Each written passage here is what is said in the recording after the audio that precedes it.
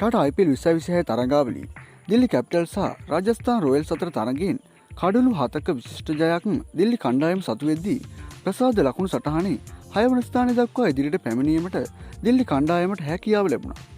ඒ අනුව දිල්ලි කණ්ඩායම තරඟාවලිය අවසානයේ අවසන් 4 දෙනා අතරට පැමිණීමට නම් ඒ අනුව ඔවුන්ට ඉදිරියේ පැවැත්වෙන තරඟාවලි පහෙන් පහම හෝ අවම වශයෙන් තරඟාවලි 4ක්වත් ජයග්‍රහණය කිරීමට නියත වශයෙන්ම සිදු වෙනවා.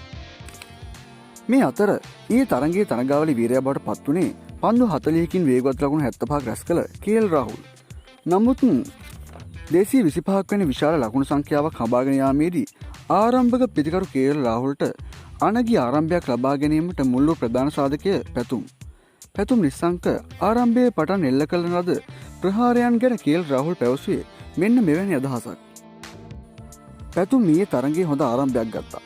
අවාසනාවකට පසුගිය තරඟවල ඔහුට 40 සීමාව පසු කරන්නට හැකියාව ලැබුණේ නැහැ. ඔහු දැන් ගොඩක් අත්දැකීම් ලබා ගන්නවා.